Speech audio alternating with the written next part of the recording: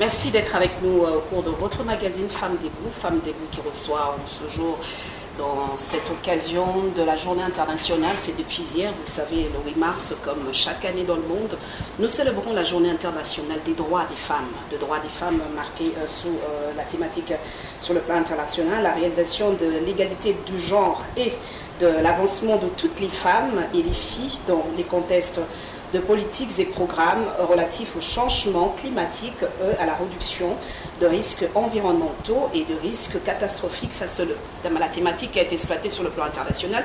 Mais ici, à Kinshasa, au Congo, c'était promouvoir l'autonomisation des femmes et des filles ainsi que l'égalité de sexe dans le contexte de lutte contre le changement climatique et de réduction de risques de catastrophes.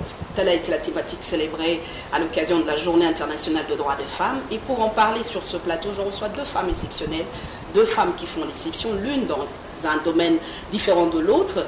À ma gauche, il s'agit de Madame Petronelle Kititoa, qui est la chargée de communication, ou la manager, la head of de Okapi Smartphone, un visage qui n'est plus, je dirais, un visage qui est familier à beaucoup qui suivent déjà à la télé. C'est un visage qu'on ne présente presque plus.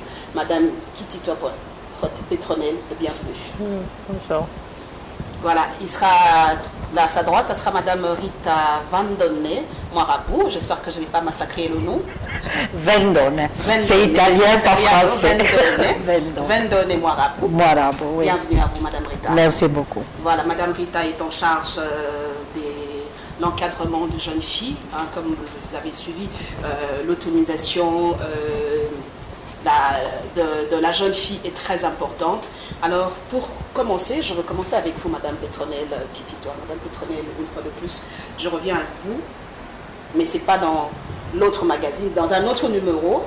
J'ai beaucoup de questions en même temps, mais les questions, je vois déjà le smartphone, je vois déjà Okapi a encore lancé, toujours de lancement. Dites-moi d'abord un mot, avant que je touche le point d'Okapi, le mois de la femme. Pour vous, ça vous dit quoi, un mot? Oh, je pense que c'est un mois qui est important parce que c'est un mois qui permet d'avoir une réflexion approfondie sur la femme dans le monde et la femme en Afrique et en RDC en particulier. Voilà, la femme dans le monde et en particulier en RDC. J'en reviens à vous, Madame Rita, Ouais. vous encadrez la jeunesse Ouais. depuis bon nombre d'années. Dites-nous un tout petit peu, cette journée internationale, la femme, est-ce que la femme c'est le port d'habit, la femme c'est la tête qui réfléchit? La femme, pour vous, c'est quoi? Bon, pour moi, la femme représente les piliers de sa propre famille et surtout de la société. Donc, j'ai un grand respect pour cette journée parce que vous savez très bien que dans le monde entier, la femme n'est pas traitée toujours de la même façon. Il y a des cultures où la femme est respectée, pendant qu'il y a des cultures où la femme est complètement bafouée. Et ses droits sont bafoués. Donc, c'est cette lutte qui s'est faite dans le monde entier. Je trouve que c'est très important pour valoriser la vraie valeur de la femme au sein de la société, mais surtout au sein de sa propre famille et de sa nation. Valoriser la vraie valeur de la femme au sein de la société, surtout au sein de la famille. Madame Petronelle Kititoa, je pense que vous êtes en charge d'une grande entreprise, Okapi Smartphone, où la femme a été mise en valeur parce qu'on vous voit comment est-ce que vous êtes en train de manager depuis l'arrivée d'Okapi Smartphone. Parlez-nous un tout petit peu. Okapi, d'abord, pour moi, c'était une passion, parce que une fierté nationale, parce que là, je devrais faire quelque chose qui m'est assez facile. C'est présenter un professeur que j'aime beaucoup, le professeur Jean Bellé, parce que comme vous savez, c'est une fierté nationale, parce que Okapi est 100% congolais de la conception à la réalisation. Donc, c'était pour moi un devoir de me lever et vraiment de faire partie de cette équipe pour faire connaître, découvrir Okapi à travers le monde et la RDC. Et vous pensez que la mission de la découverte de smartphones, de produits Okapi aujourd'hui est consommée à travers la RDC? Absolument. Il faut dire que Capi rencontre beaucoup de succès. Aussi, nous ne sommes pas vendus qu'en RDC, nous sommes vendus dans le monde entier. Même à partir de la RDC, il nous arrive régulièrement d'envoyer au Capi dans d'autres pays parce qu'on a des commandes qui viennent d'Afrique, d'Europe, voilà. Il y a toute une organisation sur le plan national et international. Je reviens à vous dans quelques instants pour essayer de développer un tout petit peu c'est quoi les produits Okapi aujourd'hui ou quelle est l'innovation en cet instant pour Okapi. Je reviens à vous le temps de parler, de me retourner vers Madame Rita. Madame Rita, parlez-nous un tout petit peu de cette aventure avec l'encadrement de la jeunesse, de jeunes filles. D'où vous est venue cette idée de vous lancer dans cette tâche si, je ne dirais pas si facile, mais quand même qui nécessite beaucoup de sacrifices. Parlez-nous un tout petit peu. Bon. Tout d'abord, si je suis arrivée au Congo, je suis arrivée par mariage. Hein? Je suis l'épouse d'un Congolais et bientôt nous aurons 50 ans de mariage et 50 ans du Congo. Ça, c'est en premier lieu.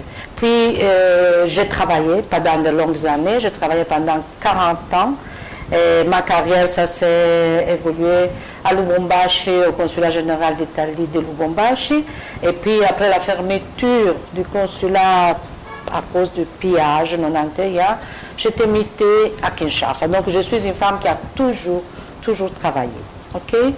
Et dans le même temps, je me suis toujours occupée de ma nombreuse famille. Aujourd'hui, je suis mère, grand-mère et arrière-grand-mère. Donc la tâche a été assez grande et assez lourde. C'est venu avec la retraite. Hein? J'ai toujours été une femme très active, j'ai toujours travaillé, je me suis toujours occupée des autres, donc je ne pouvais pas rester comme ça. Hein? Et c'est comme ça que quand l'épouse de l'ambassadeur Luca Tagnasio, que vous connaissez tous, l'ambassadeur d'Italie qui a été assassiné à Goma, de son arrivée, elle avait fondé l'ONG Mama Sofia parce qu'elle voulait s'occuper des plus démunis. Et comme ça, elle a ouvert plusieurs projets. Avant la tragédie, elle m'avait demandé si je pouvais m'occuper de la formation spirituelle des filles mères. Donc c'était un groupe de filles qu'elle avait choisi et qu'elle voulait préparer professionnellement, mais elle se disait que les préparer professionnellement, ce n'était pas suffisant. Il fallait aussi leur donner une éducation morale ainsi que spirituelle.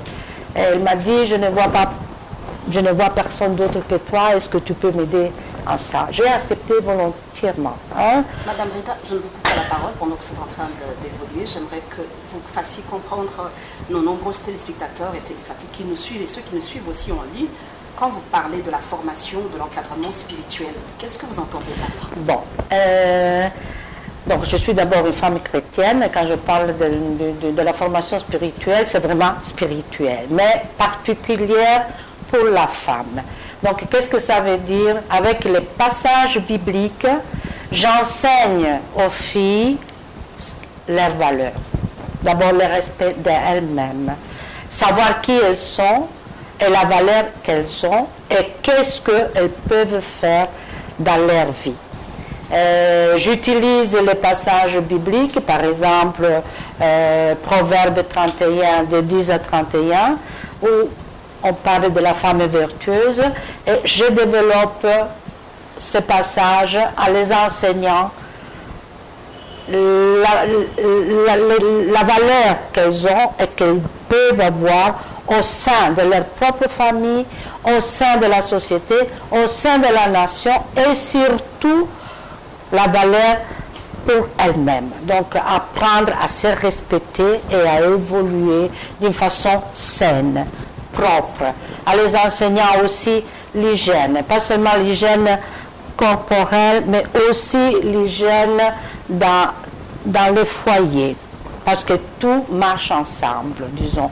Et ce que je les apprends, c'est surtout le respect, le respect de la personne, le respect de la personne et les exploits qu'ils peuvent faire comme beaucoup de femmes bibliques ont pu faire.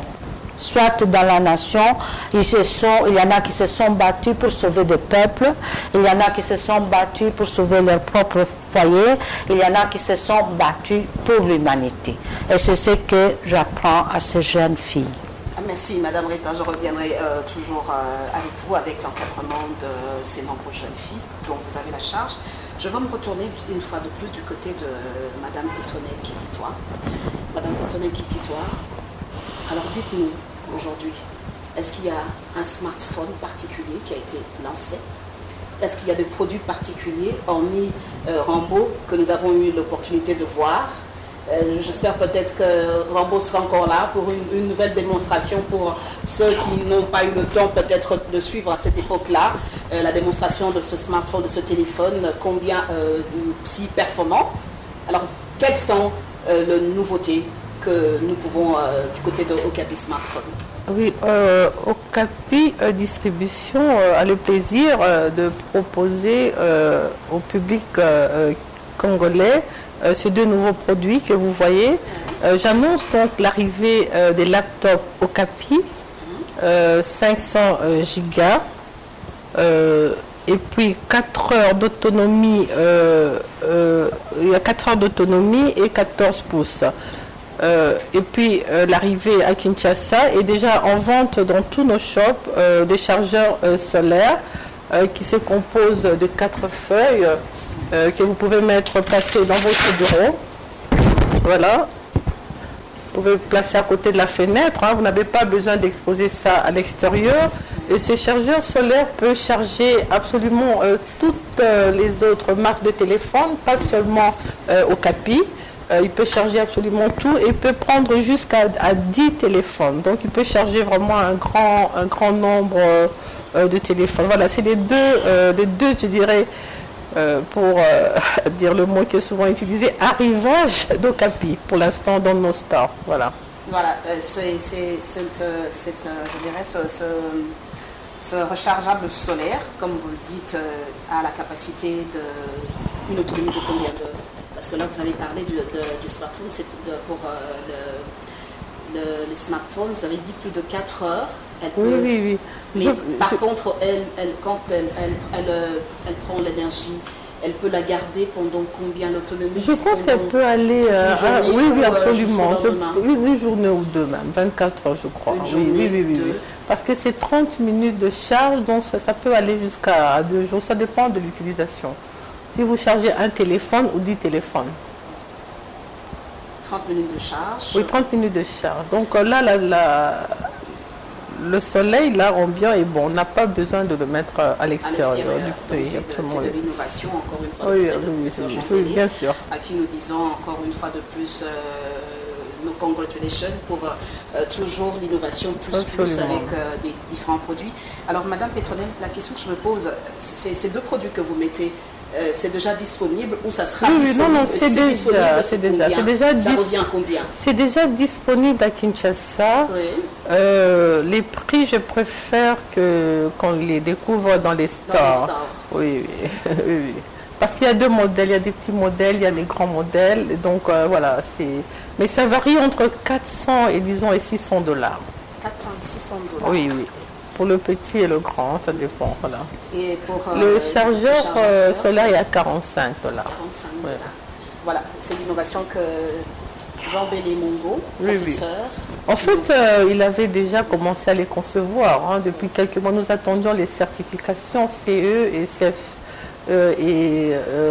Certification Europe et Amérique. Donc c'est ça qui a un peu traîné, il a les certifications. Donc là maintenant les laptops sont disponibles sur le marché congolais. Alors Madame Pétronelle, c'est vrai que c'est un Congolais qui travaille pour le bien des Congolais. Le public cible n'est pas seulement le Congolais seul qui consomme, vous l'avez dit au début de cette émission, c'est tout le monde qui le consomme aujourd'hui. Au national comme à l'international, déjà le produit Okapi est connu. La grande question que je me pose, il y a quelques temps, lorsque je vous ai reçu pour la première fois, il y avait un projet sur la bâtisse qui devait recevoir plus de 20 000 employés congolais, mais en tout cas c'était la main-d'œuvre congolaise qui devait travailler dans ce projet de Okapi Smartphone. Non, il est question du terrain à Maluku. Oui. C'est un terrain qui est dans la zone qui s'appelle AZES. Ce sont des terrains qui nous permettent de ne pas payer des taxes pendant 5 à 10 ans. Oui. Et donc c'est une zone économique. Et donc c'est une zone un peu particulière. Et pour avoir ce terrain, il faut vraiment... Il y a pas mal de démarches et tout ça. Et nous les avons commencé il y a déjà, je crois, plus de 7 mois. On avait prévu, Okapi a prévu de commencer les usines en janvier. Mais jusque-là, nous n'avons pas encore accès à ces terrains. Voilà. C'est toujours, les démarches sont toujours en cours et ça tire en longueur. Très bizarrement, ils ont accordé quand même à Pepsi et à une société chinoise l'autorisation de construire déjà, de commencer leurs usines à eux. Au Capi, nous sommes toujours en attente. Voilà.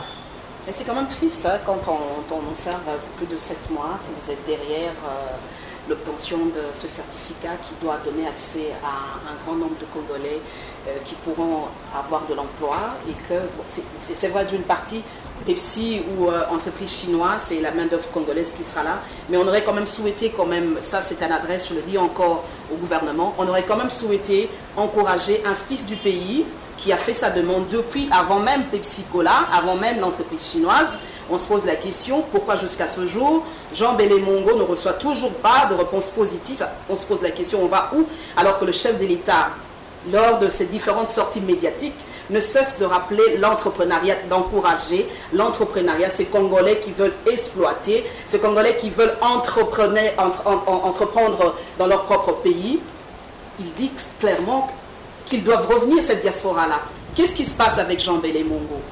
Qu'est-ce qui se passe? Pourquoi jusqu'à ce jour il n'y a pas de réponse? Nous espérons qu'il y aura des réponses positives parce que c'est un fils qui travaille pour cette nation. C'est un fils qui donne du travail, de l'emploi. Ces smartphones, ce sont des devises qui reviennent au Congo. Donc il serait quand même judicieux que l'État congolais fasse quelque chose. Madame Rita, je me retourne encore vers vous. Ouais.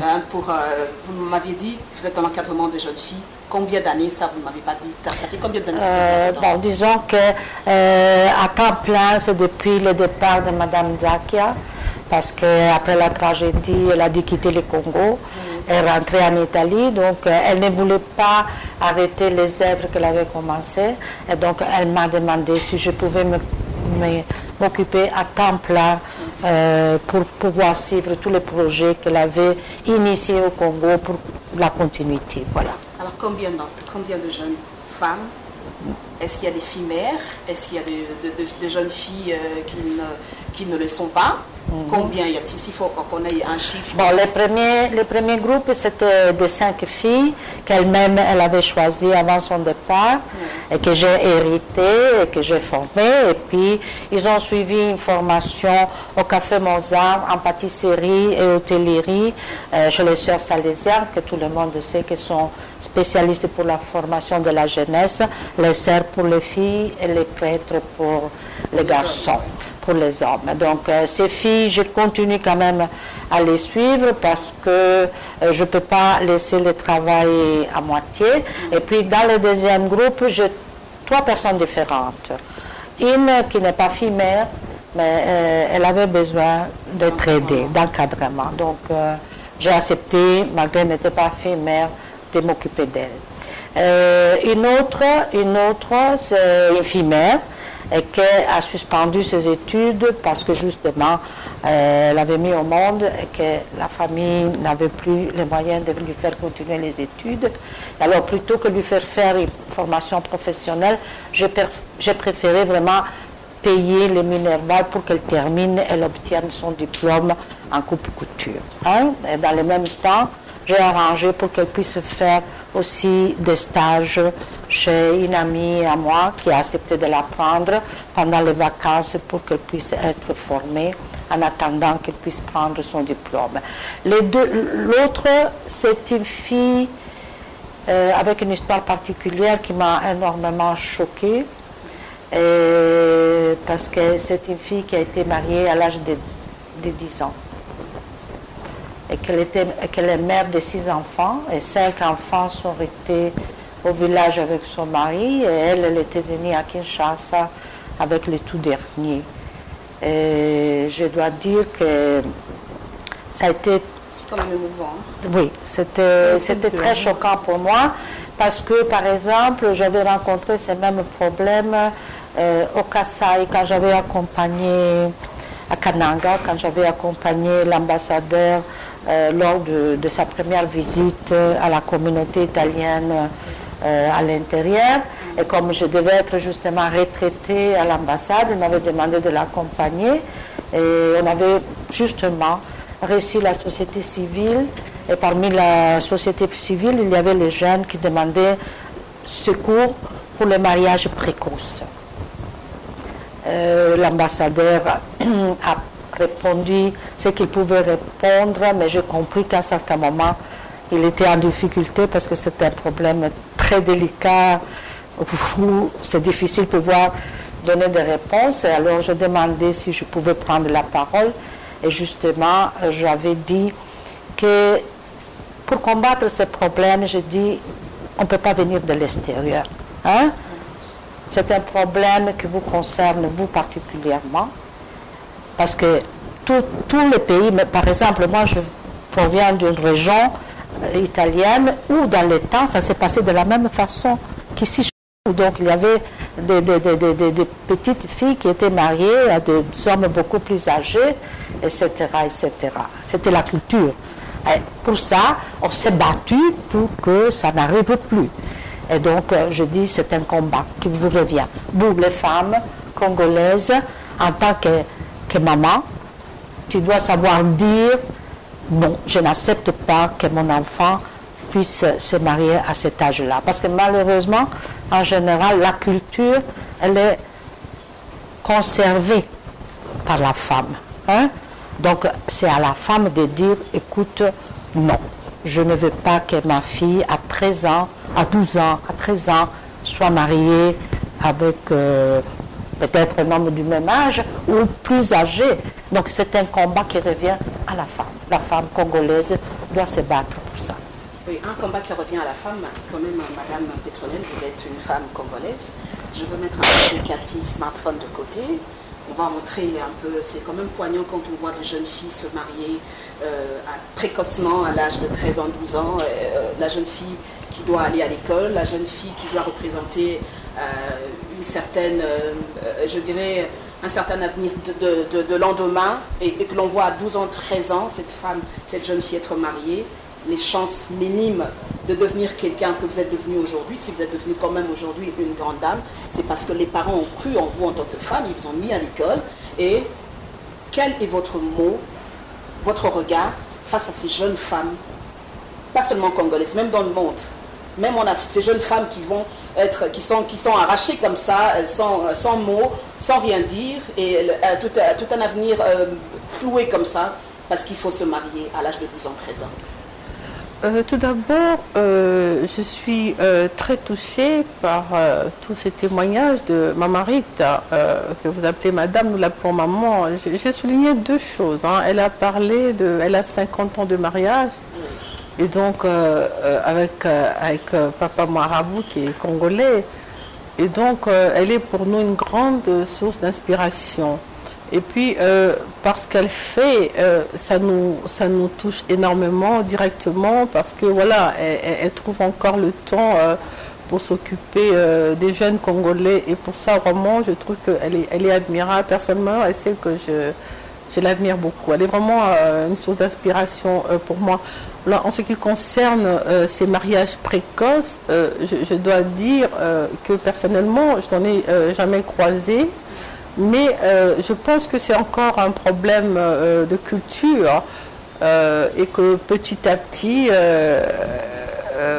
on peut essayer de faire quelque chose en parlant du problème. D'abord, il faut exposer ce problème qui existe et montrer au monsieur qui épouse ces jeunes filles qu'il y a un autre chemin, qu'il y a une autre voie et qu'ils doivent laisser la chance à ses enfants de grandir, de faire des études et voilà, et d'avancer dans la vie. Le monde actuel ne permettra plus ce genre de relation. Alors nous sommes presque arrivés à la fin de notre magazine Femmes Debout. Je vous accorderai à chacune d'entre vous votre mot de la fin. Madame, heureusement, votre mot de la fin, pas seulement en rapport avec le mois de la femme, mais aussi en rapport avec Okapi, avec le produit Okapi, un SOS. Oui, Okapi, bon, j'espère que vous avez si bien défendu Okapi. J'espère que cette fois-ci, le gouvernement nous a entendu. Là, c'est deux mamans qui vous disent, s'il vous plaît, essayez de voir ce dossier, que nous puissions travailler, donner la formation à nos jeunes, 20 000 emplois. C'est bien, Pepsi est là, il va amener, je crois, 10 000 emplois. Les amis de la Chine vont amener 20 000. Tout ça est très bien, ça fera 50 000 emplois. Donc, je pense qu'il est temps qu'Okapi puisse commencer à travailler. Pour les mamans, elles doivent savoir que je les porte dans mon cœur. La femme congolaise, elle est pour moi une femme merveilleuse parce qu'elle est un modèle. Nos mamans ont toujours été pour nous source d'inspiration. Parfois même dans nos foyers, quand il y a des zones troubles, on les voit, elles nous ramènent toujours vers le droit chemin. Donc je pense qu'elles sont une richesse inépuisable et nous ne nous lasserons jamais d'abord de remercier toutes nos mamans pour le travail qu'elles ont accompli. Merci Madame Petronelle Kititoa. Alors Madame Rita Vendonné Moirabou, votre mot de fin. Bon, mon mot de fin, c'est, moi j'encourage, moi j'aime beaucoup la jeunesse. La jeunesse, c'est l'avenir. Hein? Et le Congo, c'est un des rares pays au monde où il y a une jeunesse magnifique. Il y a de très beaux garçons, il y a de très très très belles filles que j'admire beaucoup. Ok? Et donc, mon souhait et mes prières, je dis très bien, je prie toujours pour la jeunesse congolaise, pour qu'ils puissent aller de l'avant. Hein? Parce que vous avez un beau et grand pays, plein de richesses, pas seulement du sous-sol, mais aussi culturelles. Vous avez un pays magnifique pour lequel je trouve que vous devez vous battre avec toute votre force. Et particulièrement, je demande aux femmes, aux jeunes filles congolaises de se battre pour aller de l'avant. Pour aller de l'avant et rendre ce pays toujours meilleur. Parce que c'est avec vous, les jeunes, que nous pouvons espérer un avenir meilleur. Et c'est ce que j'enseigne à la jeunesse et c'est ce que j'enseigne à ces filles, de se battre pour leur enfant. L'enfant qu'ils ont mis au monde, pour que cet enfant, en grandissant, soit un homme de bien ou une fille de bien pour l'intérêt de la nation. Voilà, c'était un réel plaisir. Hein. Nous sommes arrivés à la fin. C'est vrai que les bonnes choses ne durent pas. J'aurais vraiment aimé différente pour la construction de la jeune femme que nous sommes, être à côté d'une femme qui a fait 50 ans de mariage. Ce n'est pas donné à tout le monde, c'est-à-dire qu'il y a des choses, elle a des leçons, elle a des choses à communiquer à cette jeunesse congolaise. J'espère que ce n'est pas la première fois. C'est vrai que le mois de mars, le mois de la femme a commencé avec ce mois de mars. Nous reviendrons de temps en temps avec l'une d'entre elles ou peut-être un plateau spécial avec le deux au même moment. Je vous fixe rendez-vous prochainement. Merci à toute l'équipe technique.